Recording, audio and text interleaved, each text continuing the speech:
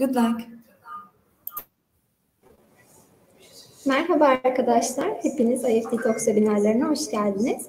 Bugün Dünya'da 97. sırada yer alan İsveç'in eğitim markası Lund University sizlerle olacak. Lütfen sorularınızı questions kısmından Rebecca'ya yönlendirmeyi unutmayın. Yes, Rebecca, the stage is yours now. Thank you very much, and I'm very happy to be here. I will be doing a presentation today, and then we can follow that with some questions and answers, and I will do my best to answer any questions that you might have. So I will start by sharing my presentation, which always just takes a second. And I will load that here.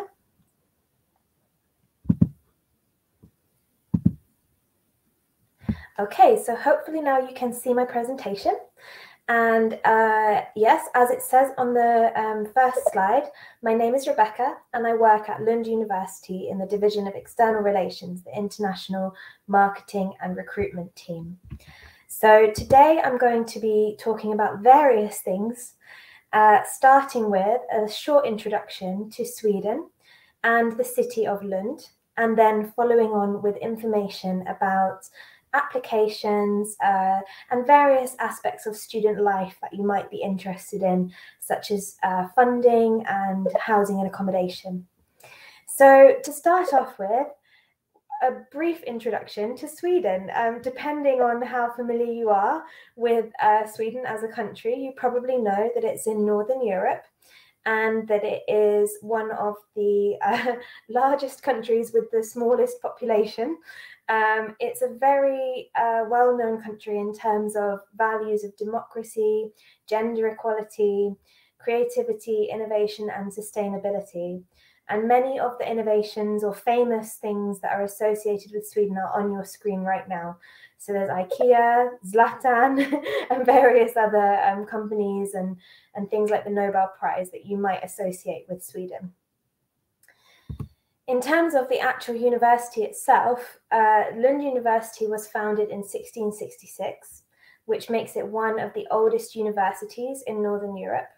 We have more than 43,000 students and 8,100 staff.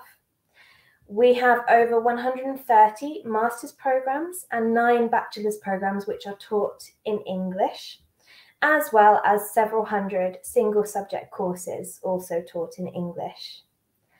We're ranked as a world top 100 university and we're the 40th most international university in the world. We are also the top choice for international students applying to Sweden.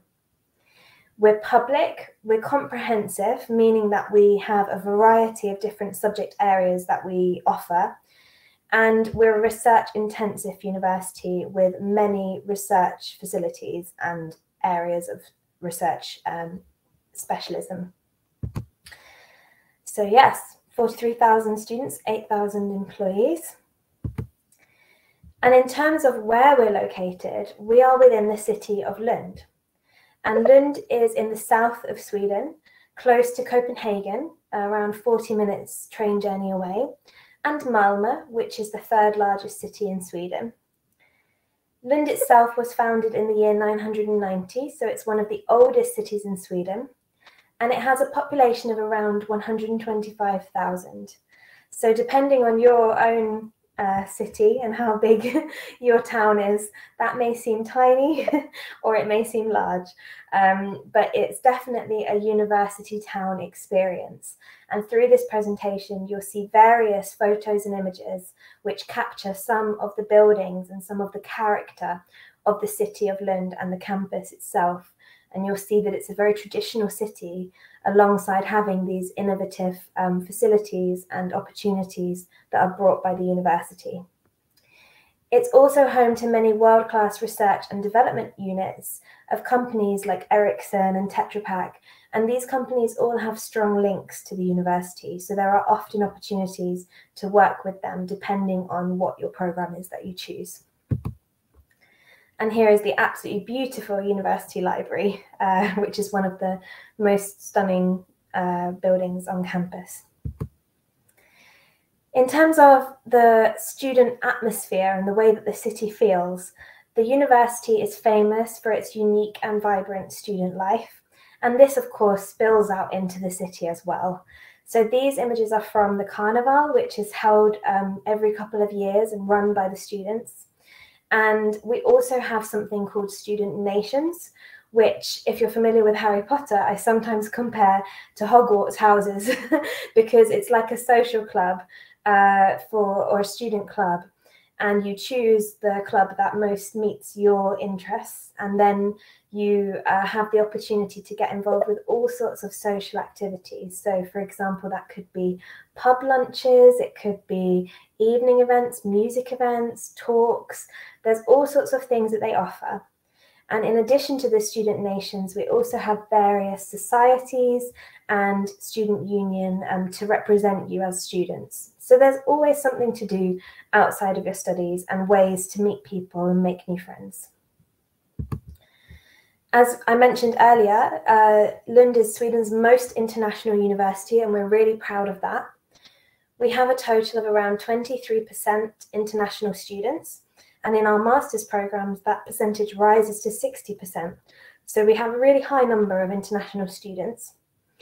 We are the most popular university for international master's programs, so we receive the most applications for our international master's programs taught in English in the whole of Sweden. We also have more than 640 partner universities in more than 70 countries worldwide. So there are opportunities to make links globally while you're here studying a program. Exchange mostly takes place at the bachelor's level, but it is also possible within some master's programs as well. Okay, so when we talk about the higher education system in Sweden, just so that everyone's on the same page, when I talk about our bachelor's degrees or our undergraduate programs, I'm talking about programs which are usually 3 years long. When I talk about master's degrees, some are 1 year, but most are 2 years long. And we will briefly mention PhD because it's a question that comes up quite a lot. And those programs are 4 years at least long, and they happen after you've finished a master's if you wish to go on to that. In terms of what you can study at the university, we have one of Scandinavia's widest range of programs taught in English. And I won't go through every single one, but I've just summarized here different subject areas and the amount of different programs that we have within those areas. So you can kind of see what a great range we have. And what that also means is that there's often opportunities to work in quite an interdisciplinary way, meaning that you might have an interest in one area, but you are able to work with colleagues or other students who have a background in a different area, which can be very stimulating and enjoyable. And those different subject areas are covered by 9 faculties and more than 30 world-leading research fields. So let's get on to the real detail here about applications. What I've done is I've tried to summarize here the key things that you need to know as an applicant from Turkey, whether you're applying for a master's or a bachelor's. So we'll start with the master's requirements. The first thing that you need in order to apply for a master's is a bachelor's degree. And that would be either a licence, sorry, I apologise for my pronunciation, a licence diplomacy or a mühendislik diplomacy. Please forgive me if I said that wrong. And that has to be of at least 4 years. So a 2-year degree or a vocational degree would not fulfill that requirement. You also need to provide evidence of your English language proficiency, and we'll talk about that a little bit more shortly. You don't need to provide a GRE or a GMAT, but if you're applying for certain business masters, they may say that you're welcome to submit one if you have one. So it won't count against you if you don't, but it may be a good thing if you have a well-balanced GMAT and you would like to share that, that's great. Most programs have specific entry requirements, so specific background that they're looking for in your previous studies, although there are some programs that are more open to different kinds of students. So, for example, public health and some of our environmental programs are open in terms of what previous studies you have, but they still are looking for people with a real clear passion for that particular subject. So you have to show that in your other documents that you submit. Entry requirements and selection criteria can be found on each program webpage. So it's if you take nothing else from this presentation, then I would say please make sure you check out the program pages and have a look at the eligibility requirements and the program specific documents that are requested for each program. At master's level, conditional acceptance is offered, meaning that if you are in the final year of your bachelor's program, you can provide evidence of that, such as a letter or a certificate stating that you are in your final year, as well as your transcripts up until now, and we can potentially give you an offer on that basis. You just need to make sure that you have your final transcript and degree certificate ideally before you start your program. Okay, so in terms of the documents that you would actually submit when you apply for a master's, that would be your transcripts for all completed years of studies, your official diploma or degree certificate issued by the university, or, as we just mentioned, proof of enrolment, including your expected date of graduation. And if these documents are not in English, then they should be provided both in the original language and in an officially translated English document as well. And when I say official, I mean by a company whose specialism is translation. You also need to provide a copy of your passport, proof of your English language proficiency, and any program-specific documents that are stated on the program pages, such as a statement of purpose, for example, or CV, or letters of recommendation. So check what documents you must submit for each program, because it can be different depending on the program. So for those of you who might be interested in a bachelor's program, in order to access any bachelor's program in Sweden, you have to have successfully completed your upper secondary school studies. And this is a list of various options that are accepted as proof of your secondary school studies. You'll need your final school grades transcript is the main thing. Again, proof of English language proficiency. Programs may have specific requirements for certain key subjects. So, for example, if you're going to study a science bachelor's, you need to check that you can meet the requirements for mathematics or another science subject that they might state on, again, the program page. Admission is based 100% on your grades at your high school level. However, there are 1 or 2 programs which also conduct interviews or ask for a portfolio, and that is our fine arts program and our music program. As you can imagine, if you're going to study music, they might want to see you, your ability in music, and similarly with art. And please note, for bachelor studies, only applicants that have completed your upper secondary school by the document deadline can be accepted. And that deadline, which I'll talk about in a short while, is not flexible. So you must be able to produce your final documents before the deadline. There is no conditional acceptance for bachelor studies. Here's another lovely building in the city of Lund. It's our main administrative building. Okay, so again, required documents for bachelors would include your transcript of records, your certificate of graduation, and again, they should be translated, your ID, your proof of English, and as we mentioned, perhaps a portfolio if you're applying for music or fine arts. So just to finally note about the final things that you need to know with the admissions and application process, English requirements. This is an important one to note. So when you apply for any program in Sweden, you need to be able to prove your English proficiency. And some students can do that through their upper secondary high school studies or their university studies. But unfortunately, if you studied high school in Turkey, upper secondary studies completed in Turkey do not meet the English requirement. So you can't use those. You also can't use preparatory studies completed in Turkey, even if you have been exempted from doing an English preparatory year by taking an exam at your home university. That used to be the case, that you could use those preparatory studies, but unfortunately not anymore. However, your bachelor's studies of at least 4 years, these 2 options basically, meet the requirement if the degree certificate clearly shows that the language of instruction was English, or if that institution only teaches in English, and that can be verified in the World Higher Education Database, which you can check out online. You also could do the same thing with any higher level qualification above bachelor's level, where the above applies. If you've studied abroad, so if you've studied more than a year in the UK, for example, or other English-speaking countries, you can use those studies. Otherwise, the most common option is an internationally recognised English test.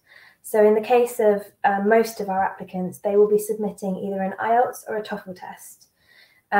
They should be less than 2 years old, and they have to appear on our list of accepted tests. So if you look up this website, English Language Requirements on University Admissions, then you'll see the list of tests which are accepted. And for IELTS, I believe it's a grade overall of 6.5 with no section below 5.5.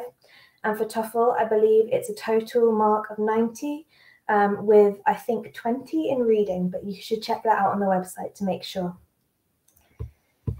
Okay, I'll briefly mention PhD because, as I said, this is a popular option for many people. But it's really important to know that PhD studies are not the same as bachelor's and master's in that there is no standard application system for them. Instead, they're more like a job that you apply for, and they are a paid position. They normally require having already completed your master's level studies and often proof of your English language as well. But again, because each job posting is slightly different, you would have to look at the job posting to find out exactly what they request. Because you receive a salary, this is a really popular option, and many of our master's programs help students to prepare for this if they want to go into PhD. But it is very competitive, as you can imagine. So often people have to look around quite a lot to find a PhD position. It usually takes at least 4 years. If you are in the position where you actually have a grant or some kind of funding, you can contact the relevant department in the university and discuss whether or not they would accept you to host you with your pre-existing funding. Otherwise, you would have to find the PhD advertised at the job listing in order to know that there is one available.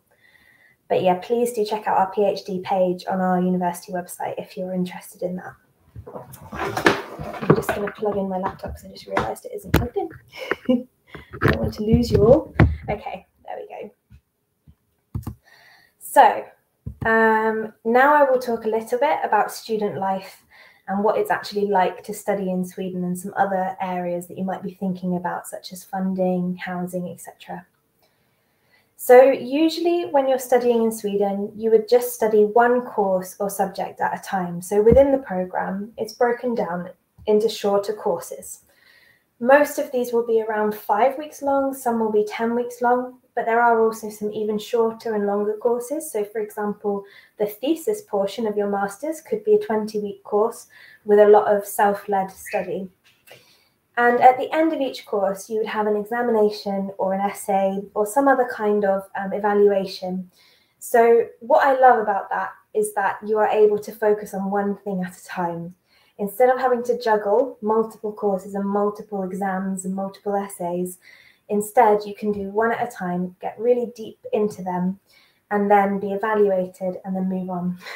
And personally, because I have studied a master's in Sweden, I really enjoyed that setup. Contact time varies. So the most common thing is lectures, and some courses, mainly in subjects like engineering, may have 30 formal lecture hours a week, while some may only have 10 hours, and in that case they would rely more on your self-led study outside of those lectures. So for any of the programs that you would choose, the normal working time or study time that you're expected to do each week would be around 40 hours. But how that looks is variable depending on which program you choose. So you might have lectures to groups of between 25 to 30 students. Some programs have slightly less in a classroom, like maybe only 20 or even less. And some have slightly more, like I think I know of 1 or 2 programs where they have 50 in a classroom, for example, but it's not going to go very much higher than that.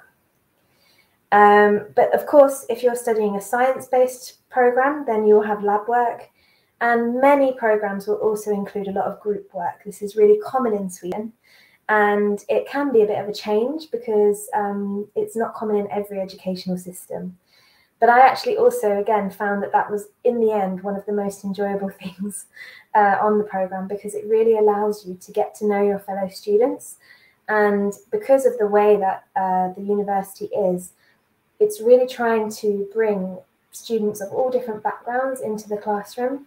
So you have different nationalities, different ages, different previous studies. And what that means is that you get this great benefit of lots of different kinds of experience and people bringing different things into the group work. So at first I was a little nervous about group work, but by the end of the program, I felt like I had a really close connection to every single one of my other fellow students in the classroom. And I think a lot of that was down to group work. So if you get a chance to do that, it's great. Students are expected to be active in the classroom and take a high degree of responsibility for their own studies. And recently I've been talking to a lot of students who talk about that as well, and say that one of the best things about studying at Lund is that it is an opportunity to grow as an individual and to really kind of find out more about who you are. So it's beyond just study. It's also, how do you work? How do you deal with your studies? And how do you where do you want to go in the future? There's a lot of growth that happens during the course at Lund. You also have supportive relationships with staff, and something which sometimes surprises people is that in Sweden it's really normal to call everybody by their first name. So you would call your lecturer Tom, for example, instead of Professor blah, blah, blah. So that can be an interesting thing to get used to. Of course, there's still a respectful dynamic, but it's very much an open conversation between the professors and the students. Okay, so now we have a little bit of information about tuition fees and living costs. Programs will have different tuition fee levels, so they can cost between €10,000 and €21,000 per year. The tuition fee is paid in instalments once per semester, so that means 2 payments per year. Money needed per year to obtain a residence permit is around €8,500. So when you apply for your residence permit, you have to provide evidence that you have enough funds to support yourself for the program. So that's important to note before you start basically applying.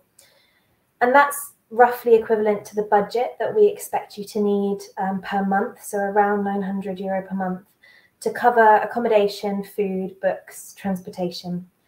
Of course, this can vary. Some students are very good at making that stretch further, if you're able to cook most of your own meals, for example. But some things are more expensive, like restaurants and taxis. In terms of accommodation and where you would live, one of the best things that we can offer as a university is that we actually have a housing guarantee for non-EU students. So what that means is that if you apply at the right time for housing, you are guaranteed to receive an offer of a single occupancy student dorm room. Unfortunately, family accommodation is not available through that system, so just be aware of that.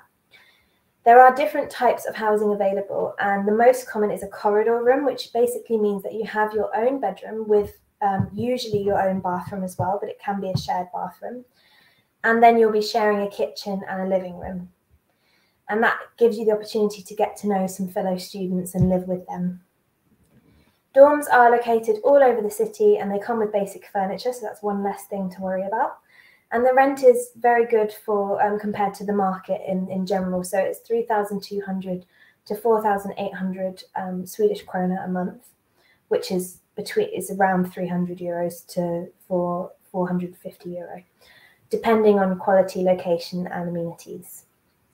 It is possible to find housing yourself independently.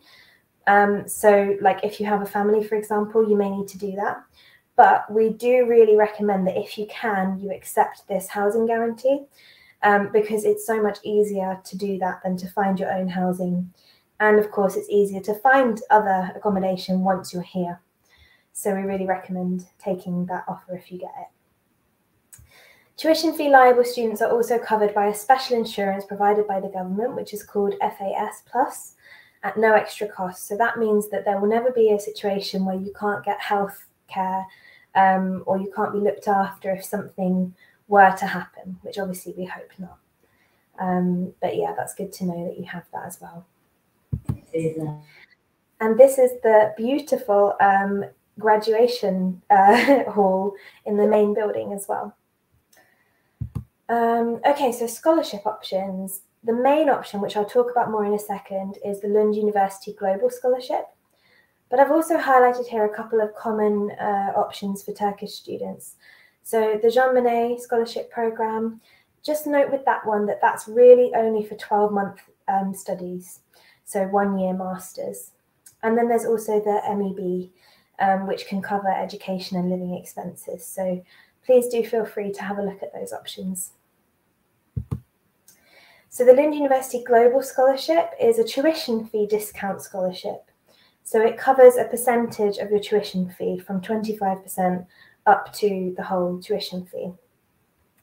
That scholarship is based on merit and motivation. So it's based on your academic grades and a letter of around 600 words, which you write to explain why your background and your motivation makes you an ideal recipient for this scholarship. We award about 15 million kroner a year, and the application opens in early February. So after the study application closes, then the scholarship application opens. And that's just a couple of weeks, so I would recommend you pay close attention to your emails at that time in February and make sure that you apply if this is something you're interested in. The scholarship is only awarded to students who choose Lund University as their first choice, so that's something to be aware of. And occasionally people apply in their second year, but that's quite rare, so it's better if you apply before you start, basically. Here is an image of a lecture theatre in case you were kind of curious as to what this might look like in the actual lectures. Fairly standard, I would say. Okay, so other things that are good to know before applying. You have to make sure that you really fulfill the entry requirements for these programs. So make sure that you look at that program page and that you really check that you are eligible. You have to also make sure that you submit all the necessary documents in time. And that's the most common issue that we see, is when people don't submit everything that they are requested to submit, or if they don't submit in the correct way. For example, if it's specified that a translation must be provided and you don't provide a translation, that kind of thing. It's also important that you just submit documents that are requested. This is really just to avoid confusing the admissions staff. So if you aren't asked to supply a CV, then don't supply one because it won't be considered and it will just get in the way of the other documents. If there are any issues with your supporting documents, you have to be able to correct these before the document deadline. So it's a really good idea to apply as early as you can, like from now on really, it's great to apply as soon as possible, because that gives the admissions staff time to look through your application and to actually notify you that something's missing. For example, oh, you don't have a translation of this document. And if they give you time now, if they tell you that now, then you have time to correct it before the deadline. Anything which is not uploaded before the deadline, or if, for example, they let you know about an issue after the deadline, there's unfortunately nothing you can do at that stage. And that leads me to the last point, which is to please make sure that you use an email that you have access to and that you regularly check your application account on universityadmissions.se and your emails between now and the end of the application process, because that is where you will receive this kind of information and messages. So yeah, important dates to note. The application system is open now, and you can either apply from our website, from each program page. There will be a link that says apply now, or you can go directly to www.universityadmissions.se. That's the main national site which controls all applications to any program in Sweden. And then the application deadline is January 17th. So that's the last day when you can select your programs and rank them in order of importance to you or preference to you. That's an important part as well. Make sure you place the program that you're most interested in and that you think you are the most eligible for at the top. And then you have another couple of weeks until February the 1st to supply your supporting documents and to pay the application fee, which is 900 krona. It's about 90 euros. But again, we recommend that you do that earlier rather than later. And then we've got the very exciting day of April the 7th when admission results are announced. Hopefully that's the day when you find out that you have a place at Lund. And then you have a little bit of time in between April and August to do all of the normal admin things like activate your student account, accept your offer, apply for housing, pay your tuition fee, and apply for your residence permit. So there is some time at that point to do all of that. And then hopefully we see you arrive in August, which is when our new term will begin. So final reasons to choose Lund. As we've mentioned, we are consistently ranked really highly. We're ranked as one of the world's top 100 universities and one of the most international universities in Europe. You don't need to speak Swedish to come to us, and you will always meet people from various different countries. So it's a great international environment. We are one of the strongest research universities in Scandinavia, so we can offer cutting-edge education and facilities and links to active research. We're a member of prestigious international networks. We have an international environment where 90% of Swedish people speak English, as I mentioned. There's also the opportunity to pursue PhD after masters, and it's a real university town with convenient access to continental Europe. If you would like to find out more, you're really welcome to go to our university website, lunduniversity.lu.se. And now I can also take your questions here. So I will stop sharing this presentation and come back to the room. Okay, so I can see we have lots of messages in the chat saying hello and everything like that. That's great. I'll just see if we have any questions here as well.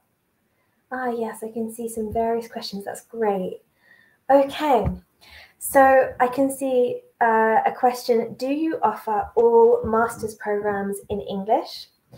And I can say the ones that I listed for you, the 120 something programs that I mentioned are all taught in English. So all of those master's and bachelor's programs are available in English, and you don't need to speak Swedish to study those programs. The university itself also offers many other programs taught in Swedish, but those aren't considered our international programs. They're mainly marketed to our Swedish students.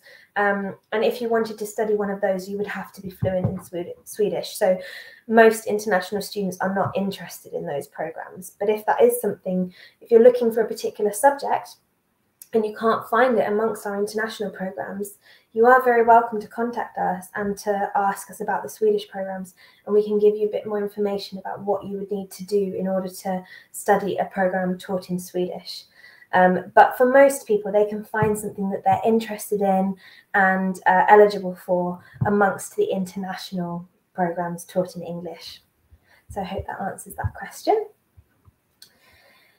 Okay, what other questions have we got here? We have the GPA. Yes, so what is the minimum GPA for a master's? Well, generally speaking, we don't have a minimum GPA to apply. So when you go onto a program page, you will see various different boxes and bits of information, and one of them will talk about eligibility. And the eligibility is almost always based on your previous studies in terms of what you've studied, the content of what you've studied, rather than your grades. However, once you apply, selection is usually based on your grades and other factors such as the other documents that they're looking for that particular program, like your statement of purpose, maybe a portfolio, that kind of thing. So your grades are important in terms of your chances of getting a place. Because the university is such a popular university, places are competitive and everybody has to compete to receive an offer. So what that means is that once you apply, your submitted documents will be assessed and you'll be given a merit point rating. and then listed in order of all of the qualified applicants who have been given a merit point rating. So at that stage, selection will be made based on that merit point rating. So if you have a GPA of less than around 3 out of 5, then I would say you may struggle to receive a place, unfortunately. And you might find that the academic rigor of the program is demanding as well. But that being said, you still can apply. You can take your chances and see, because of course every year we'll have a different amount of students applying with a different GPA. So where your place is in that list will change every year. I hope that answers your question, and yeah, a little bit more information about how selection is made as well. Okay, so we've also got a question about career opportunities in Sweden. Now, that's a very broad question. I think it really depends on which program you're looking at and what kind of career you're thinking of. So what I can say is that Lund University has an excellent reputation, and that means that your opportunities after studying there will, generally speaking, be good, because the reputation is excellent and the employability levels of our graduates is very high. So that means that you will have a good chance of getting a job. But of course, it will depend on what area you're looking at.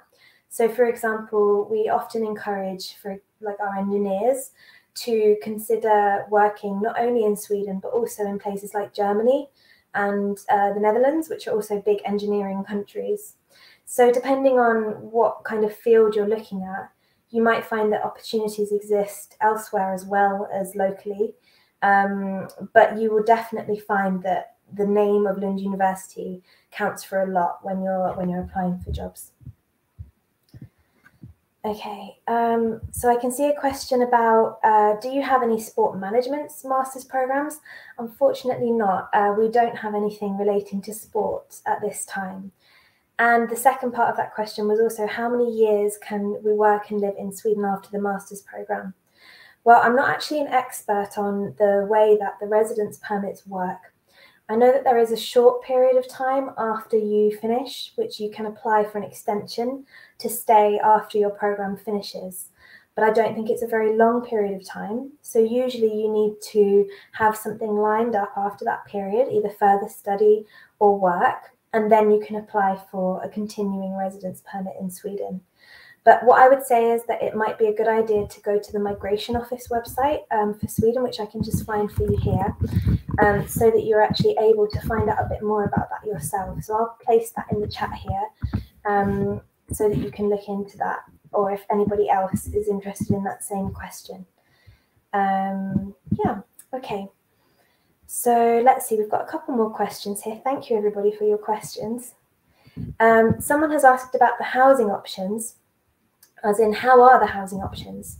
Well, I think I can actually again share a link there for you where you can see a little bit more information, because I think it's easiest to see when you actually look at the images and the videos that we have, for example, of our different housing. So if I just share that there for you, then please do feel free to check out that page and to have a look at we've got tours of our housing, we've got various different descriptions of the different options available. So that's a great resource for you, I think. Okay, so computer engineering is another subject that somebody's just asked about. We do have various programs in the area of computer engineering, and I believe we actually have a new program starting next year, which is specifically computer engineering. But again, I would probably advise you to have a look on our program pages in order to see what kinds of things are available in that area. So if I share with you the program page for just in general organized by subject area, and then if you would like to go to the engineering section, you can have a look in more detail about what engineering options we offer to see what might be interesting for you. And the price of those programs will change depending on which program you're looking at. So you need to check on the program page in order to find out the tuition fee. Also, the same student asked about part-time work opportunities, and that's something that comes up quite a lot. It is possible to work alongside your studies. Your student residence permit allows you to do that legally. However, it's important to note that the competition for jobs is really high because you have a lot of other students and they're all looking for a student job. It also can be quite difficult to balance alongside your studies because, as I mentioned in the presentation, you're usually expected to work for around 40 hours a week on your studies. So it can be hard to find a job which works well with that study load. And also, as I mentioned again in the presentation, you have to provide evidence to the migration agency when you apply for your student residence permit that shows that you already have enough funds to support yourself. So you can't plan to rely on finding a work opportunity to meet that requirement. You have to already have some money in the bank in order to show that you have something for your residence permit. So that's just some things to bear in mind with part-time work. We do have a careers service which can help you to find part-time work, but it's just important to note that it's not guaranteed. So about the monthly expenses in Sweden, I did actually cover this. Hopefully you saw that section of the PowerPoint as well. But it's usually around 900 euros a month that we expect you to have budgeted for studies in Sweden. And that would include between sort of 3,000 and 5,000 Swedish krona for accommodation. And then the rest would be on food, transport costs, books, etc. So it can vary. It can be lower or higher depending on your style and what you need as an individual. But I hope that gives you a rough guide. So somebody has asked, is there a recommendation for coming with family? I am not sure exactly whether you mean a recommendation, for example, where to live or how to do that. There is information on the migration agency page, which I shared further down in the chat. Hopefully you can find that, about applying for a residence permit as a family member. So that might be something that you would like to check out. And then in terms of housing, I guess if you check on that housing page as well, there are links to what to do if you do not have a housing guarantee and you need to find external sources of housing. So there are housing agencies, for example, that you can search for housing through. There's also a page specifically for people who are thinking of coming with family. So I would just have a look for that as well, so that I can share that with you, because I think you might find that really useful. It's got some information about things like schooling, for example, if you have children. So there we go. That's for you, Fatma. So I'll just put that there. There we go. Okay. Somebody has asked, do you have any partner companies for internships? And I can confirm that many of our programs offer internship opportunities. Some of them have specific internship courses, so they will actually have, normally in the second year, a course where you are specifically invited to go and do an internship. Some programs will actually organise that themselves because they do have a common partner every single year that they use. And in fact, almost every program will have those kinds of industry connections. But often as well, students are given the opportunity to source that themselves. So if, for example, they want to study with a particular company that they already have worked with in the past, or maybe they even have the opportunity to go back to their home country and do something there, that can often be a suitable option. So that will normally happen either with the support of the program, or it will be up to the individual student to source that internship. But we do have lots of strong industry links, and every year there will normally be some kind of opportunity to connect up to some local industry or business. And yeah, I would say that is not something to worry about at all, because there will always be that kind of support to support you finding an internship. Yeah, but it varies a lot depending on which program. So I can't give you a completely good example, but I hope that helps. Okay, and then our ranking in QS, let me just check that for you, because I always forget whenever I get asked that question on the spot. But I believe it's, let me just see, I know it's gone up this year. Yeah, so we are now number 87 in the world, which we're really proud of, because Sweden is a relatively small population country with relatively few universities. And we're really proud of our international reputation as being in that top 100. And we have gone up over the past couple of years.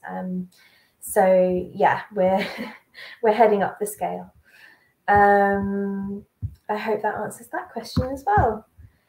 So I think that looks like it was all of our questions in the chat. I'm just double checking that I haven't missed anybody.